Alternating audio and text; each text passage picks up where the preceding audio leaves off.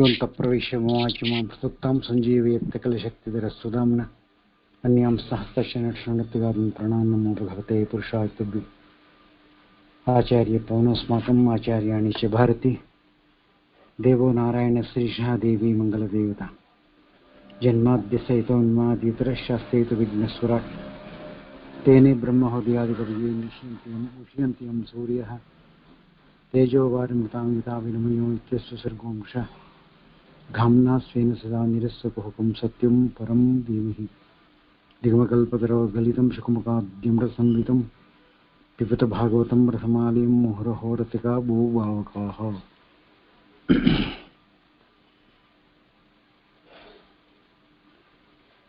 न ह्यम्य यानि तीर्थानि न देवा मृज्जलामयाः ते पुनत्युरुकालेन दर्शनादेव साधवः। ಕೃಷ್ಣ ಒಂದು ಮಾತು ಹೇಳ್ತಾ ಇದ್ದಾನೆ, ಜಡವಾದ ನೀರಾಗಲಿ ಮಣ್ಣಾಗಲಿ ಕಲ್ಲಿನ ಪ್ರತಿಮೆಗಳಾಗಲಿ ದೇವತೆಗಳಲ್ಲ. ಆದ್ದರಿಂದ ಜಡಗಳಾದ ಅವು ತಾವು ಪವಿತ್ರವನ್ನ ಮಾಡುವುದಿಲ್ಲ, ನಮ್ಮನ್ನ ಪವಿತ್ರನನ್ನಾಗಿ ಮಾಡೋದಿಲ್ಲ. ಅಲ್ಲಿ ಸನ್ನಿಹಿತರಾಗಿರುವ ದೇವತೆಗಳ ಮೂಲಕ ಬಹುಕಾಲ ಅಂತರ್ಯಾಮಿತ್ವೇನ ಚಿಂತನೆ ಮಾಡಿದರೆ ನಾವೆಲ್ಲ ಪಾವನರಾಗ್ತೀವಿ. ಸಜ್ಜನರು ಸ್ವಾರ್ಥಕ್ಕಾಗಿ ಸಂಚರಿಸುವುದಿಲ್ಲ. ಸಜ್ಜನರಾದವರಿಗೆ ಅನುಗ್ರಹ ಆಗಬೇಕು ಅಂತಾದರೆ ಭಗವಂತನ ದರ್ಶನ ಮಾತ್ರದಿಂದಲೇ. ಸಜ್ಜನರು ಪಾವನ ಮಾಡಿಬಿಡ್ತಾರೆ.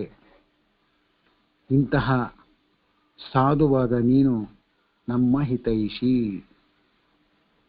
ಅಂತ ಉಗ್ರಸೇನ, ನಂದಗೋಪ, ದೇವಕಿ, ವಸುದೇವ ಇವರೆಲ್ಲರೂ ಕೃಷ್ಣನನ್ನ ಸ್ತೋತ್ರ ಮಾಡ್ತಾ ಇದ್ದಾರೆ. ಈಗ ನೀನು ಒಂದು ಕೆಲಸ ಮಾಡಬೇಕು ಅಂತ ಹೇಳ್ದ. ಏನು ಅಂದರೆ, ಹಸ್ತಿನಾವತಿಗೆ ಹೋಗಿ ಧೃತರಾಷ್ಟ್ರ ತನ್ನ ಮಕ್ಕಳನ್ನು ನೋಡುವಂತೆ ತಮ್ಮ ಮಕ್ಕಳಾದ ಪಾಂಡವರನ್ನು ನೋಡ್ತಾ ಇದ್ದಾರ ಅಥವಾ ಅವನು ಪಕ್ಷಪಾತಿ ಮಾಡ್ತಾ ಇದ್ದಾನ, ಈ ವಿಚಾರವನ್ನು ತಿಳಿದು ಬಾ ಅಂತ ಬಂಧುಗಳಾದ ಪಾಂಡವರಿಗೆ ಸುಖವಾಗುವ ರೀತಿಯಲ್ಲಿ ಕಾರ್ಯ ಮಾಡೋಣ ಅಂತ ಕೃಷ್ಣ, ಇದನ್ನು ನಾವು ಆಗಲೇ ಪ್ರಾರಂಭದಲ್ಲೇ ಹೇಳಿಬಿಟ್ಟಿದ್ದೀವಿ, ಆದ್ರೂ ಕೂಡ ಇಲ್ಲಿ ಅದು ಇನ್ನೊಮ್ಮೆ ನಮಗೆ ಮನವರಿಕೆ ಮಾಡಿಕೊಡ್ತಾ ಇದೆ ಭಾಗವತ. ಸರಿ, ಅಕ್ರೂರ ಹಸ್ತಿನಾವತಿಗೆ ಹೋಗಿ ಭೀಷ್ಮಾದಿಗಳ ಕುಚಲ ವಿಚಾರವನ್ನು ಮಾಡಿ ಯಾದವ ಕುಲರನ್ನು ತಿಳಿದು ಪಾಂಡವರಲ್ಲಿ ಪ್ರಜೆಗಳೆಲ್ಲರೂ ಬಹುವಾಗಿ ಅನುರಾಗ ಬಿಟ್ಟಿದ್ರು, ಅವರಿಗೆ ಗೆದ್ದಿದ್ದಾರೆ ಅಂತ ಕೇಳಿ ತುಂಬ ಸಂತೋಷ ಆಯಿತು. ಕುಂತಿ ಮತ್ತು ವಿದರಾದಿಗಳಿಂದ ಈ ವಿಚಾರವನ್ನು ತಿಳಿದ. ಮತ್ತೆ ಕುಂತಿ ತನ್ನ ಗಂಡ ಪಾಂಡುರಾಜನನ್ನು ಕಳ್ಕೊಂಡಿದ್ದು ಮಕ್ಕಳಿಗೂ ಪರದೇಶಿಗಳಾಗ್ಬಿಡ್ತಾರೆ ಅಂತ ಹೇಳಿ ಅವರನ್ನೆಲ್ಲ ಗಂಡನನ್ನು ಸ್ಮರಿಸಿಕೊಂಡು ಮಕ್ಕಳನ್ನೆಲ್ಲ ಸಂತೈಸಿ ಅವ್ರನ್ನೆಲ್ಲ ಸಮಾಧಾನ ಮಾಡಿ ಅಕ್ರೂರ, ವಿದುರ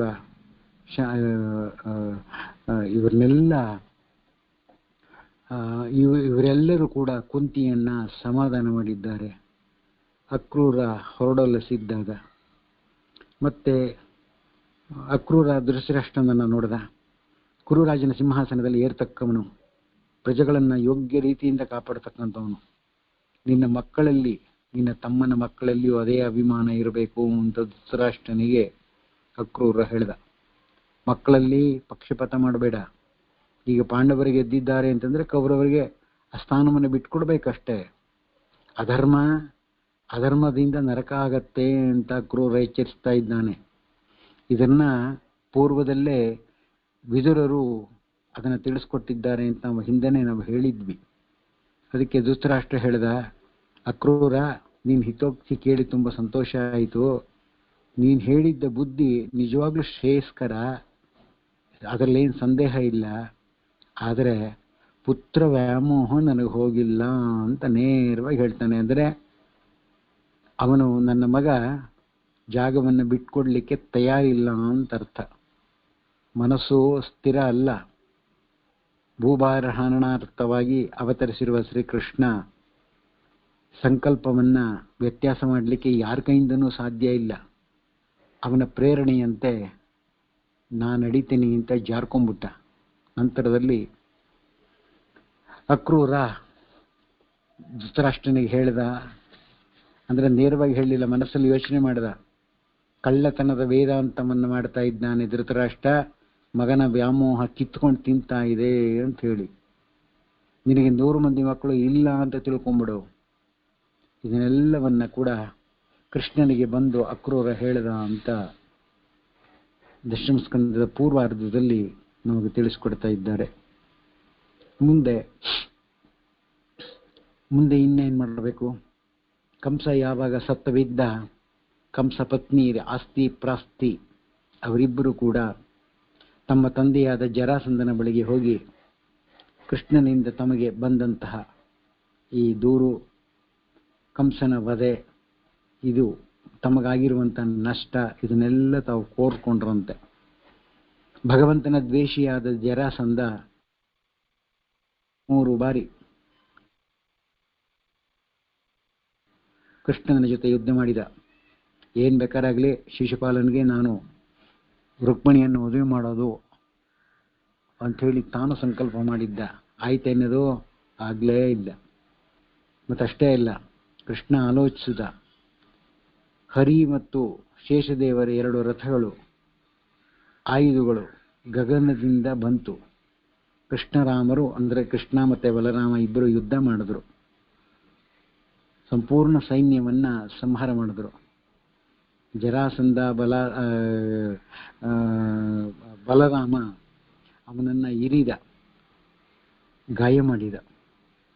ಆದರೆ ಬಲರಾಮನ ಪಾಲಲ್ಲ ಜರಾಸಂಧ, ಕೃಷ್ಣನ ಪಾಲಲ್ಲ ಜರಾಸಂಧ. ಹಾಗಾದ್ರೆ ಯಾರ ಪಾಲವನು? ಭೀಮಸೇನ ದೇವರ ಪಾಲು.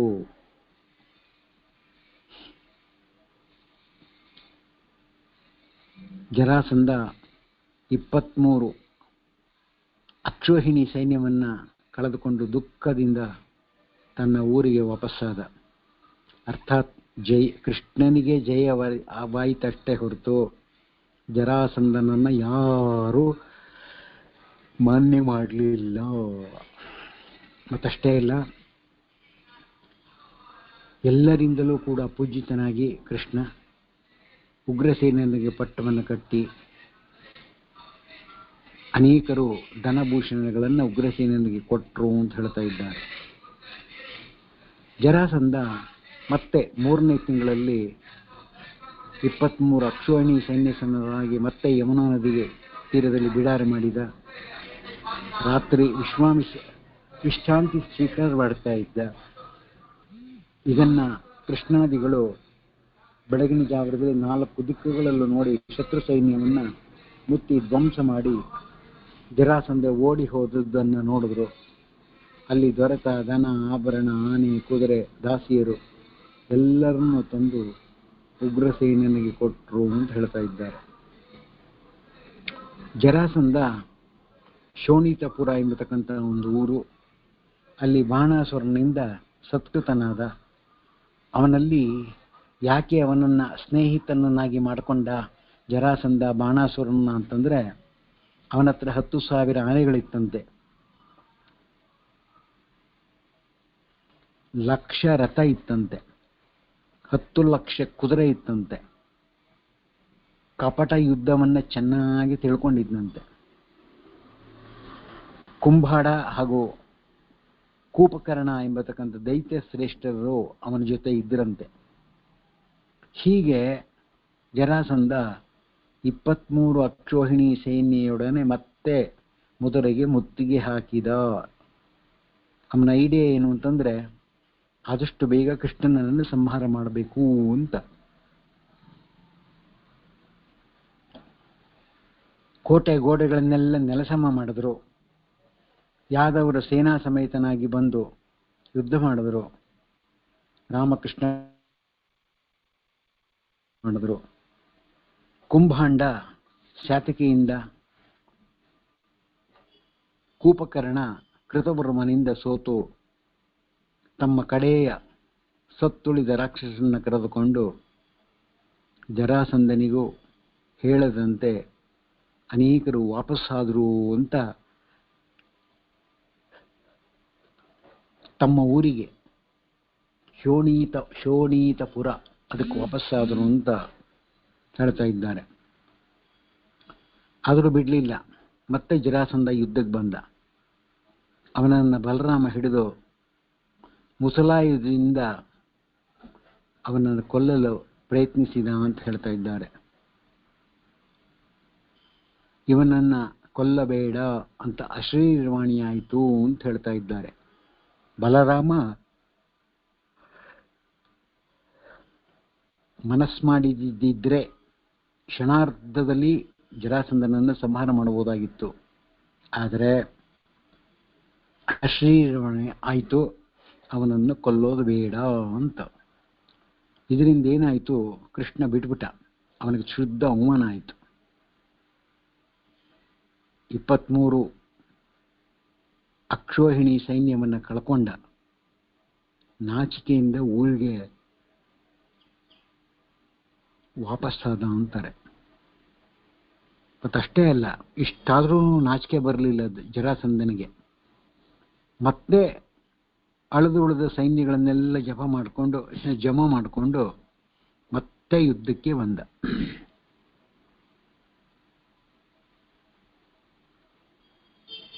ಉಗ್ರ ಸೇನಾದಿಗಳ ಅಪ್ಪಣೆಯನ್ನು ತೆಗೆದುಕೊಂಡು ಗೋಮಂತ ಪರ್ವತವನ್ನು ನೋಡಲಿಕ್ಕೋಸ್ಕರವಾಗಿ ದಕ್ಷಿಣಾಭಿಮುಖವಾಗಿ ಹೊರಟ.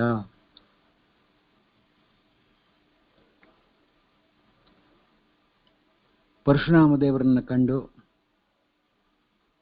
ಪರಶುರಾಮ ದೇವರು ಅಲ್ಲೇ ದಾರಿ ಒಳಗೆ ಒಂದು ಮರದ ಕೆಳಗಡೆ ಒಳಗೆ ಕೂತಿದ್ರು. ಪರಶುರಾಮ ದೇವರನ್ನು ಕಂಡು ಜರಾಸಂಧ ಅಣ್ಣ ತಮ್ಮಂದರಿಗೆ ಅವರಿಗೆ ನಮಸ್ಕಾರ ಮಾಡಿದ ಅಂತ ಹೇಳ್ತಾ ಇದ್ದಾರೆ. ಪರಶುರಾಮ, ನೀವು ಗೋಮಂತ ಪರ್ವತವನ್ನು ಕುರಿತು ಹೋಗುವುದಕ್ಕೆ ಮುಂಚಿತವಾಗಿ ಆ ಪರ್ವತದ ಬುಡದಲ್ಲಿರುವ ಕರವೀಪುರಕ್ಕೆ ಮೊದಲು ಭೇಟಿ ಮಾಡಿ. ಯಾಕೆ? ಶ್ರೀಗಾಲ ವಾಸುದೇವನನ್ನು ಕೊಂದು ಮುಂದಕ್ಕೆ ಸುಖವಾಗಿ ಹೋಗಿ ಅಂತ. ಅದರಂತೆ ರಾಮಕೃಷ್ಣರು ಕರವೀಪುರದ ಬಳಿಗೆ ಹೋಗಿ ಶಂಖವನ್ನು ಊದಿದ್ರು. ಶ್ರೀಗಾಲ ವಾಸುದೇವರು ಬಂದರು, ಅವರೊಡನೆ ಯುದ್ಧ ಮಾಡಿದ್ರು, ಕೃಷ್ಣನಿಂದ ಹತರಾದರು ಅಂತ ಹೇಳ್ತಾ ಇದೆ ಭಾಗವತ. ಬಳಿಕ ವಾಸುದೇವನು ಆ ಪುರದೊಳಗೆ ಪ್ರವೇಶ ಮಾಡಿ ಸಕಲ ವರ್ಣ ಪ್ರಜೆಗಳಿಂದ ಪೂಜಿತನಾಗಿ ಶ್ರೀಗಾಲನ ಆನೆ, ಕುದುರೆ, ಭಂಡಾರ ಎಲ್ಲವೂ ಕೂಡ ದೂತರ ಮೂಲಕ ಮಧುರೆ ಸೇರ್ತು ಅಂತ ಹೇಳ್ತಾ ಇದ್ದಾರೆ. ಅಂದ್ರೇನು? ಇದು ಎಲ್ಲಿಂದ ಎಕ್ಸ್ಟ್ರಾಕ್ಷನ್ ಪಡೆದಿದ್ದೀರಿ ಅಂತೇನಾದ್ರು ಪ್ರಶ್ನೆ ಮಾಡಿದ್ರೆ, ಮಹಾಭಾರತ ತಾತ್ಪರ್ಯ ನಿರ್ಣಯದಲ್ಲಿ ಆಚಾರ್ಯರು ಈ ವಿಚಾರವನ್ನು ತಿಳಿಸ್ಕೊಟ್ಟಿದ್ದಾರೆ.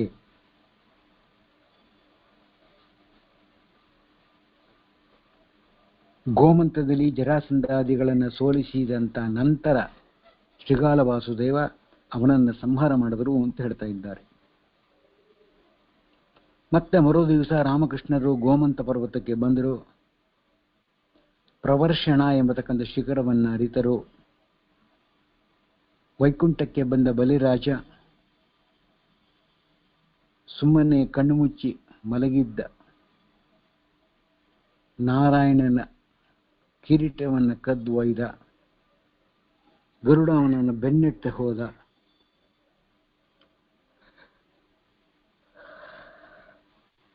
ಅವರನ್ನ ಗೆದ್ದು ಕಿರೀಟವನ್ನ ತೆಗೆದುಕೊಂಡು ಹಿಂತಿರುಗಿದ. ಗೋಮಂತ ಶಿಖರದಲ್ಲಿದ್ದ ಗೋವಿಂದ ಅದನ್ನು ನೋಡದ. ಕೂಡಲೇ ಗಗನಿಂದ ಇಳಿದು ಆ ಕಿರೀಟವನ್ನು ಕೃಷ್ಣನ ತಲೆ ಮೇಲಿಟ್ಟ ಅಂತ ಹೇಳ್ತಾ ಇದ್ದಾರೆ.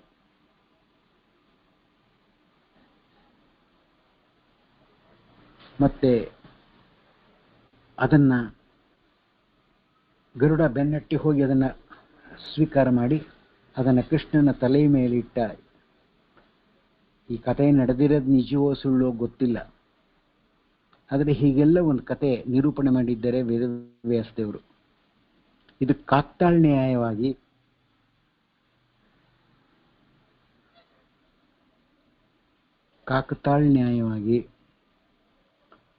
ಇವತ್ತಿಗೂ ಕೂಡ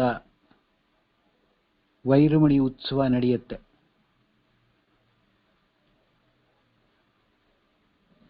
ಪಾಂಡುಪುರದ ಹತ್ರ, ಮಂಡ್ಯ ಹತ್ರ ಪಾಂಡುಪುರ ಅಂತ, ಅಲ್ಲಿ ವೈಭವೋಪೇತವಾಗಿ ನಡೆಯುತ್ತೆ. ಆ ರಥೋತ್ಸವ ಕಾಲದಲ್ಲಿ ಅದನ್ನು ಯಾರೂ ಮುಟ್ಟ ಹಾಗಿಲ್ಲ. ಅದನ್ನು ಲಾಕರಿಂದ ತೆಗೆದು ಅಲ್ಲೊಂದು ಕೀ ಕೊಟ್ಟು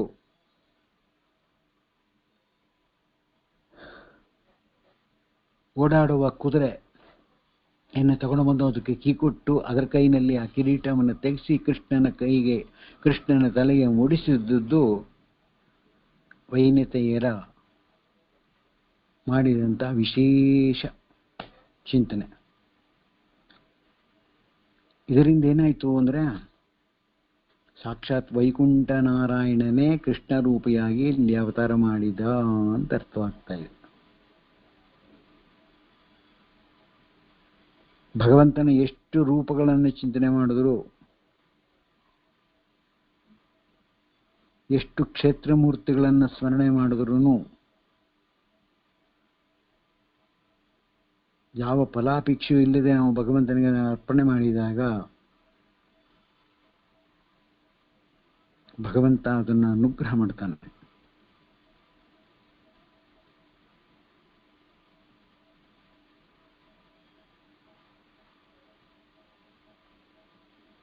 ರೂಪಗಳಲ್ಲಿ ಭೇದವನ್ನು ಚಿಂತನೆ ಮಾಡಬಾರದು ಅನ್ನೋದನ್ನು ಕೂಡ ವ್ಯಾಖ್ಯಾನಕಾರರು ನಮಗೆ ತಿಳಿಸ್ಕೊಡ್ತಾ ಇದ್ದಾರೆ. ಮತ್ತೆ ಗರುಡ ಒಂದು ಮಾತು ಹೇಳ್ದ,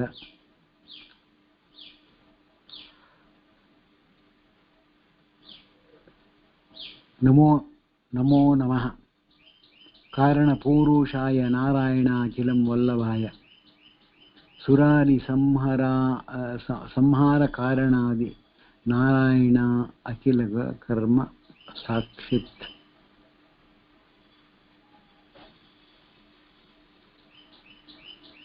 ಇದರಿಂದ ಏನಾಯಿತು ಅಂದರೆ, ಮೂಲರೂಪಿ ಕಾರಣನಾಮಕ ಭಗವಂತ ಲಕ್ಷ್ಮೀ ಸಮೇತನಾದ ನಾರಾಯಣ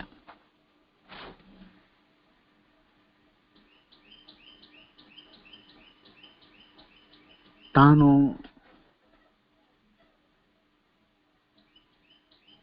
ಮೆತ್ತಗೆ ಹಾಸಿಗೆಯಲ್ಲಿ ಮಲ್ಕೋಬೇಕು ಅಂತ ಹೇಳ್ಬಿಟ್ಟು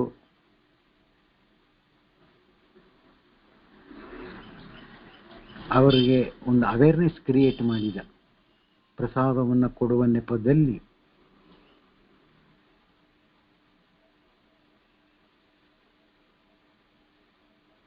ಮತ್ತೆ ಹೇಳ್ತಾ ಇದ್ದಾರೆ, ಗರುಡ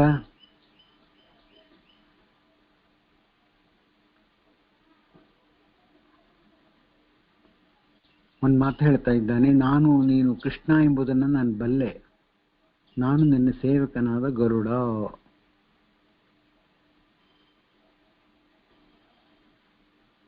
ಜರಾಸಂಧ ಸೈನ್ಯ ಸಹಿತವಾಗಿ ಮತ್ತೆ ಯುದ್ಧ ಮಾಡಲು ಗೋಮಂತ ಪರ್ವತನ ಸುತ್ತಲೂ ಬೆಂಕಿ ಹಾಕಿದ. ಕೃಷ್ಣರಾಮರು ಪರ್ವತದ ಬುಡದಲ್ಲಿ ಸೇರಿದ್ದ ಸೈನ್ಯ ಮಧ್ಯಮಕ್ಕೆ ಹಾರಿ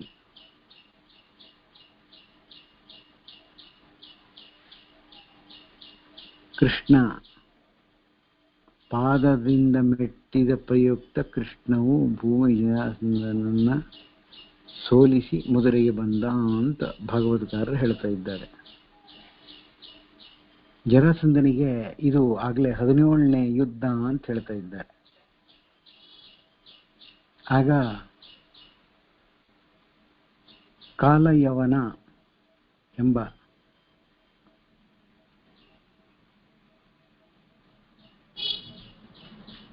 ಕೃಷ್ಣನ ಸಂಹಾರಕ್ಕಾಗಿ ಶಿವನ ವರದಿಂದ ಹುಟ್ಟಿದ ಮ್ಲೇಚ್ಛನು ನಾರದರಿಂದ ಪ್ರೇರಿತನಾಗಿ ಮೊದಲಿಗೆ ಸೇಮ್ಯ ಸಮೇತನೇ ಯುದ್ಧ ಯುದ್ಧಕ್ಕೆ ಬಂದ ಅಂತ ಹೇಳಿದ್ದಾರೆ.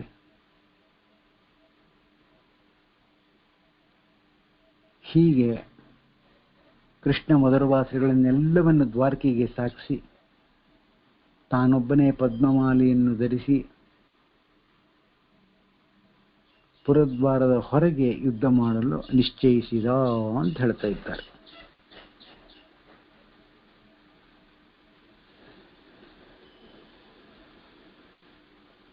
ಮುಂದೆ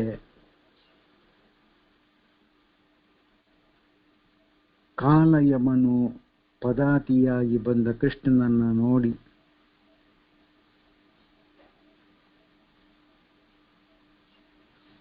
ಕೃಷ್ಣ ಓಡಿದ. ಅವನು ಹೆದರ್ಕೊಂಡು ಓಡಾಡ್ತಾ ಇದ್ದಾನೆ ಅಂತ ಈ ಕಾಲಯವನನ್ನು ತಿಳಿದು ಬೆನ್ನಟ್ಟಿ ಹೋದ. ಅಭಿಪ್ರಾಯ: ಮೊದಲು ಮಕ್ಕಳುಗಳು ಮರಳಿನಲ್ಲಿ ಆಟ ಆಡುವಾಗ ಅಥವಾ ಬೇರೆ ಇನ್ನು ಸಣ್ಣ ಪುಟ್ಟಗಳ ವಿಚಾರಗಳನ್ನು ಅವರು ಮಂಥನ ಮಾಡುವಾಗ ಅವರು ಭಗವಂತನ ಅನುಗ್ರಹದ ಪಾತ್ರರಾಗಿದ್ದರೋ ಇಲ್ವೋ ನಮಗೆ ಗೊತ್ತಾಗುವುದಿಲ್ಲ. ಕೃಷ್ಣ ಮಧುರೆಯಲ್ಲಿರುವ ಎಲ್ಲರನ್ನು ದ್ವಾರಕೆಗೆ ಸಾಗಿಸಿ ತಾನೊಬ್ಬನೇ ಪದ್ಮಮಾಲೆಯನ್ನು ಧರಿಸಿ ಯುದ್ಧ ಮಾಡಲು ಜರಾಸಂಧನ ಜೊತೆ ಯುದ್ಧ ಮಾಡಲು ಬಂದರು ಅಂತ ಹೇಳ್ತಾ ಇದ್ದಾರೆ. ಪರೀಕ್ಷಿತ್ ರಾಜ ಒಂದು ಪ್ರಶ್ನೆ ಕೇಳಿದ. ಕೃಷ್ಣ ಹಿಮಾಲಯ ಪರ್ವತದ ಒಳಗೆ ನುಗ್ಗಿದ. ಇದನ್ನು ನೆನ್ನೆ ದಿವಸ ಈ ವಿಚಾರವನ್ನು ಹೇಳಿದ್ವಿ ಸಮಂತಿಕ ಮಣಿಗೋಸ್ಕರವಾಗಿ. ಇವತ್ತು ಮತ್ತೆ ಅದನ್ನೇ ಹೇಳ್ತಾ ಇದ್ದಾರೆ ಇಲ್ಲಿ.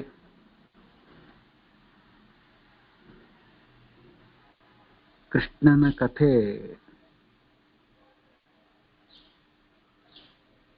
ತುಂಬಾ ಸುಲಭ, ಅಷ್ಟೇ ಕಷ್ಟ.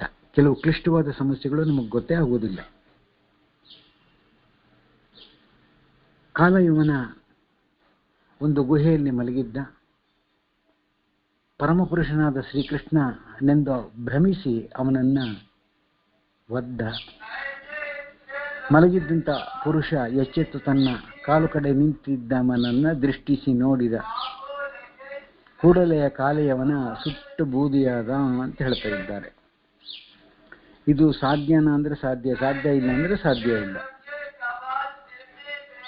ಆಚಾರ್ಯರ ಸಿದ್ಧಾಂತದಲ್ಲಿ ಯಾರಿಗೆ ಪರಿಪೂರ್ಣವಾದ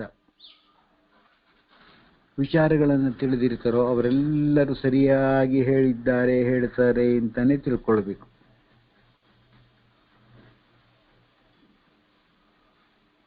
ಆಕ್ಚುಲಾಗಿ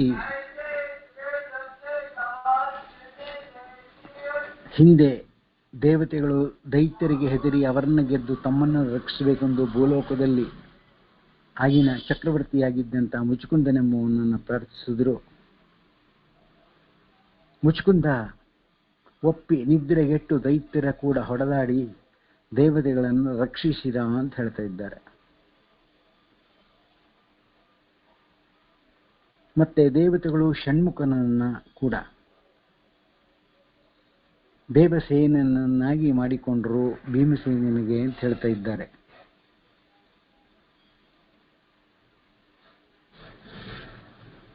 ಮುಂದೆ ಅವನಿಗೆ ರಥ ಓಡಿಸುವ ಕೆಲಸ ಸಿಕ್ಕಿದಾಗ ತುಂಬಾ ಸಂತೋಷಪಟ್ಟ.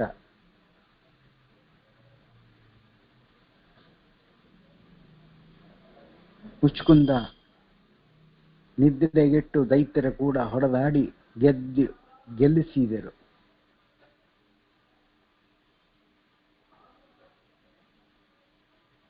ಮುಂದೆ ಮುಚುಕುಂದನೇ ಅನೇಕರನ್ನ ಗಣಪತಿ ಮತ್ತೆ ಆಕಾಶಕ್ಕೆ ಅಭಿಮಾನಿ, ತಮ್ಮ ತಾಯಿಯ ಮಮತೆ ಇತ್ಯಾದಿಗಳೆಲ್ಲವನ್ನು ಕೂಡ ಕ್ರೋಢೀಕರಿಸಿದಾಗ ಒಬ್ಬೊಬ್ಬರು ಒಂದೊಂದು ಥರ ಮಾತಾಡ್ತಾರೆ. ಆದರೆ ಒಬ್ಬ ವ್ಯಕ್ತಿ ತಾನೆಲ್ಲ ತನ್ನ ಕಂಟ್ರೋಲಲ್ಲಿ ಇಟ್ಕೊಂಡು ನಾ ಹೇಳಿದಾಗ ನೀವು ಕೇಳಬೇಕು ಅಂತ ಇಟ್ಕೊಂಡು ಬಿಡ್ತು ಅಂತಾದರೆ ಇಡೀ ವಿಶ್ವ ಎಲ್ಲ ದೇಶವನ್ನು ಏಕಾಪೋಷಣವನ್ನು ತೆಗೆದುಕೊಳ್ಳುವ ಸಾಮರ್ಥ್ಯ ಭಾರತಕ್ಕೆ ಇದೆ. ಅಷ್ಟೇ ಅಲ್ಲ, ಮುಚುಕುಂದ ಮುಂದೆ ಇದು ಮುನಿ ಗುಹೆಯಲ್ಲಿ ಮಲಗಿದ್ದವರು ಯಾರು ಅಂತ ಪ್ರಶ್ನೆ ಮಾಡಿದ್ರು ಪರೀಕ್ಷಿತ್ ರಾಜ. ಮತ್ತೆ ಅವನು ದೃಷ್ಟಿಸಿ ನೋಡಿದ ತಕ್ಷಣ ಅವನು ಸುಟ್ಟು ಹೋದ್ನಲ್ಲ, ಯಾಕೆ, ಹೇಗೆ ಸುಟ್ಟು ಹೋದ?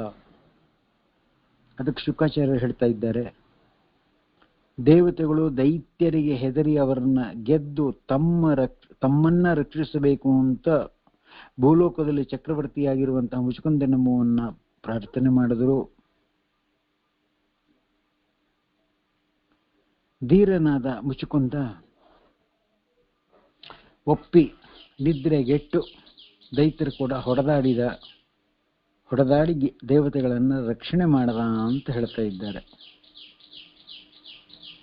ಅಷ್ಟೇ ಅಲ್ಲ, ದೇವತೆಗಳಿಗೆ ಷಣ್ಮುಖನು,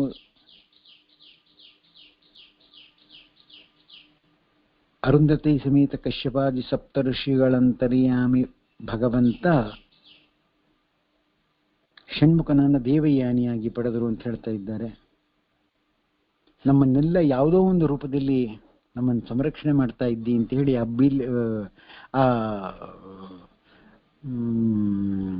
ಒಂದು ಸೈಟು 2 ಸೈಟ್ ಆಯಿತು ಅಣ್ಣ ತಮ್ಮಂದರ ವ್ಯಾಜ್ಯದಲ್ಲಿ. ಅಲ್ಲಿ ಅಂತರ್ಯಾಮಿತ್ವೇನ ಭಗವಂತ ಇದ್ದಾನೆ ಅಂತ ಚಿಂತನೆ ಮಾಡಿದಾಗ ಮುಚುಕುಂದ ಭಗವಂತನ ಅನುಗ್ರಹ ಸಾಧ್ಯ.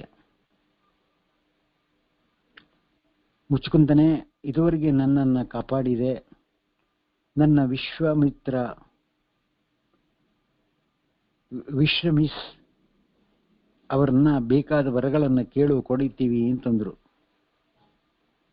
ಅದಕ್ಕೆ ಮುಚ್ಕೊಂಡ ಹೇಳಿದ, ನಾನು ಬಹುಕಾಲ ನಿದ್ರೆ ಮಾಡಬೇಕು ಅಂದ. ITBT ಕಂಪ್ನಿಗೆ ಸೇರಿಕೊಂಡು 80,000 90,000 ಇದು ಭಗವಂತನನ್ನು ತಂದು ಕೊಡುತ್ತದೋ?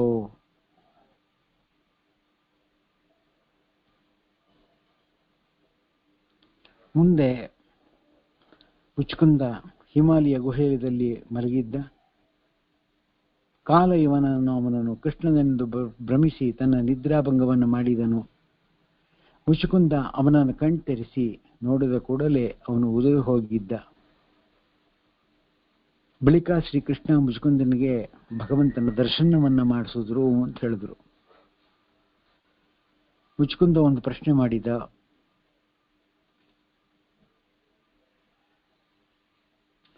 ನೀನ್ಯಾರು, ಇಲ್ಲಿ ಏಕೆ ಬಂದಿ? ಇನ್ನೂ ಮುಂತಾದ ಅನೇಕ ಪ್ರಶ್ನೆಗಳನ್ನ ಅವರ ಮುಂದೆ ಇಟ್ಟಿದ್ದಾರೆ. ಅದಕ್ಕೆ ಒಂದೊಂದು ಪ್ರಶ್ನೆಗೂ ಒಂದೊಂದು ತರದ ಉತ್ತರವನ್ನ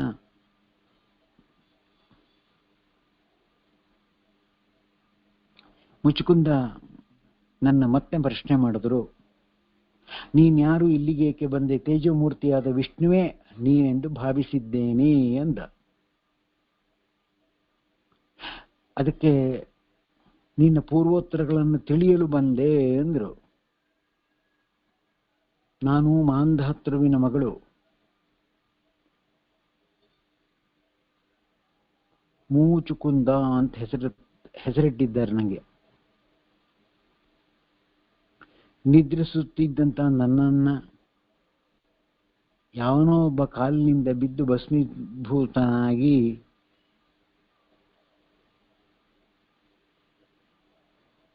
ನನಗೆ ಕಾಣಿಸಿಕೊಂಡ ಅಂತಾರೆ ಮುಚುಕುಂದ. ಕೃಷ್ಣ ಹೇಳಿದ, ನಾನು ಅನಂತನಾಗಿರುವುದರಿಂದ ಕರ್ಮಗಳು ನಾಮಗಳು ಅನಂತವಾಗಿದೆ.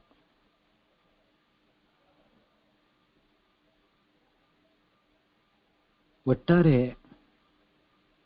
ಮುಚುಕುಂದ ಗಾರ್ಗರ ಮಾತನ್ನು ಸ್ಮರಿಸಿ, ಇವನು ಸಾಕ್ಷಾತ್ ಕೃಷ್ಣ, ಸಾಕ್ಷಾತ್ ಭಗವಂತನೇ, ಇವನೇ ನಾರಾಯಣ ಅನ್ನುವ ನಿರ್ಧಾರಕ್ಕೆ ಅವರು ಬಂದರು ಅಂತ ಭಾಗವತ ಹೇಳ್ತಾ ಇದೆ. ಮತ್ತೆ ವ್ಯಕ್ತಿಗಳಿಗೆ ಮುಕ್ತಿ ಆಗಬೇಕು ಅಂತ ಆದರೆ ಸತ್ಸಂಗ ಬೇಕೇ ಬೇಕು.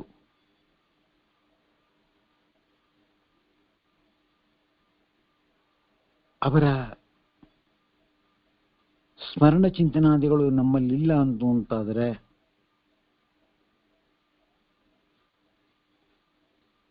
ಪ್ರಯೋಜನ ಇಲ್ಲ.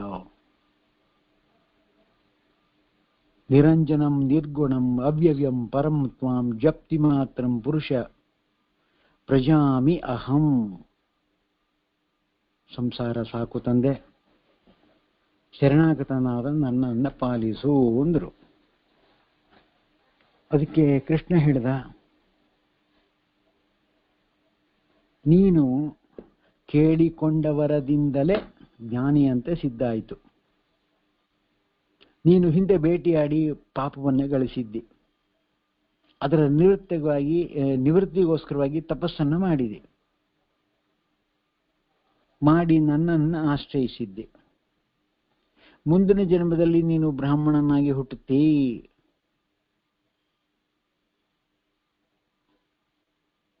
ಸಕಲ ಪ್ರಾಣಿಗಳಿಗೂ ಕೂಡ ದಯಾಪರನಾಗಿರು. ಆವಾಗ ಅದರ ಫಲ ಏನು? ಅಸದೃಶವಾದಂತಹ ನನ್ನ ಸ್ಥಾನವನ್ನ ನೀನು ಪಡೀತಿ. ಹೀಗೆ ಕೃಷ್ಣನಿಂದ ಅನುಗ್ರಹಿಸಲ್ಪಟ್ಟಂತಹ ಮುಚುಕುಂದ ವರದ ಕೃಷ್ಣನ ಅಪ್ಪಣೆಯಂತೆ ಗುಹೆಯಿಂದ ಈಚೆಗೆ ಬಂದ. ಕಲಿಯುಗ ಬಂದಿದೆ ಅಂತ ಆವಾಗಲೇ ಜನರಿಗೆ ಜಾಗೃತಿ ಉಂಟು ಮಾಡುವ ಕೆಲಸವಾಗಿತ್ತು ಅಂತ ಹೇಳ್ತಾ ಇದ್ದಾರೆ.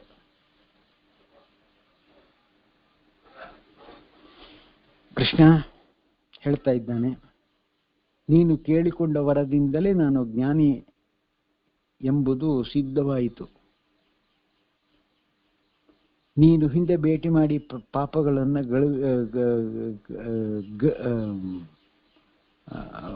ಗಳಿಸಿದ್ದಿ. ಅದರ ನಿವೃತ್ತಿಗೋಸ್ಕರವಾಗಿ ತಪಸ್ ಮಾಡಿ ನನ್ನನ್ನು ಆಶ್ರಯಿಸು.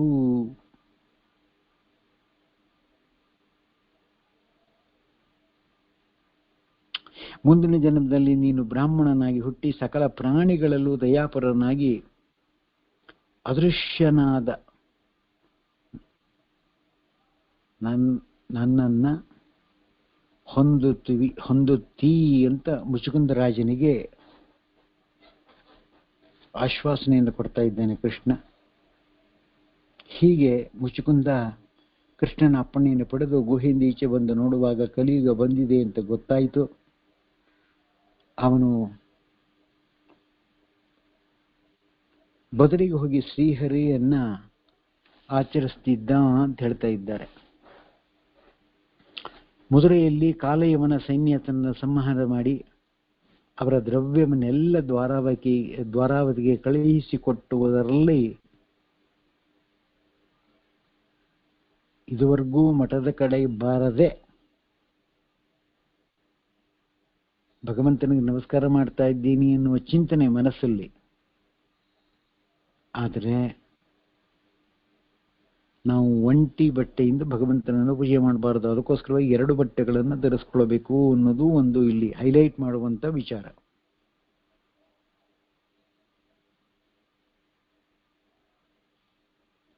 ಮುಚುಕುಂದ ರೂಪ, ಆಚಾರ, ವಿದ್ಯೆ ಮತ್ತು ಸದ್ಗುಣಾದಿಗಳು ಇವುಗಳನ್ನು ಹೊಂದಿರುವ ವಿಷಯದಲ್ಲಿ ನಿನಗೆ ನೀನೇ ಮನಸ್ಸುಳ್ಳವ ಅಂತ ಹೇಳಿದರು.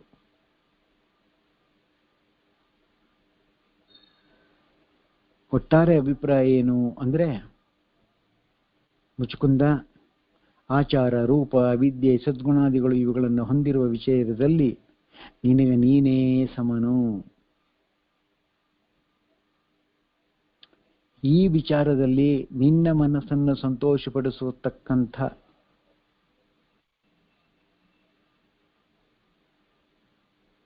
ಪ್ರಿಯತಮ, ನೀನು ರಮಾಪತಿ ಭಕ್ತಪ್ರೀತಿ ಭಕ್ತಪ್ರಿಯ ನಿಯಾಮಕನಾಗಿದ್ದಿ. ನಿನ್ನನ್ನೇ ನಾನು ವರಿಸಿರುವೆ. ಶರಣಾಗತಲಾದ ನಿನ್ನ ದಾಸಿ ಅಭೀಷ್ಟವನ್ನು ಪೂರೈಸು ಅಂತ ಹೇಳಿ ಮತ್ತೆ ಮತ್ತೆ ಮತ್ತೆ ಮತ್ತೆ ಮುಚುಕುಂದರಾಯ ಭಗವಂತ ಕೃಷ್ಣನನ್ನ ಪ್ರಾರ್ಥನೆಯನ್ನು ಮಾಡ್ತಾ ಇದ್ದಾನೆ. ಮತ್ತೆ ಇವರಿಬ್ಬರ ಕಾನ್ವರ್ಸೇಷನ್ ಇನ್ನೂ ಬಹಳ ಇದೆ, ಅದನ್ನ ನಾಳೆ ದಿವಸ ತಿಳಿಸ್ತೀವಿ ಅಂತ ಹೇಳಿ ವಿದ್ಯಾವಾರತೀರ್ಥರ ಉತ್ತರಾರಾಧನೆ. ವಿದ್ಯಾವಾರತೀರ್ಥರು ಅಂತ ಭಾರತೀಯ ಅಂದರೆ ಗೋಪಾಲಕೃಷ್ಣನಿಗೆ ಈ ಎರಡು ಮಾತುಗಳನ್ನ ಕುಸುಮಗಳನ್ನ ನಾವು ಭಗವಂತನಿಗೆ ಸಮರ್ಪಣೆ ಮಾಡ್ತಾ ಇದ್ದೀವಿ ಅನ್ನಲ್ಲಿಗೆ ಮತ್ತೆ ಇದನ್ನು ನಾಳೆ ಮುಂದುವರೆಸುವ. ಶ್ರೀಕೃಷ್ಣಾರ್ಪಣಮಸ್ತು, ಮಧ್ವೇಶಾರ್ಪಣಮಸ್ತು.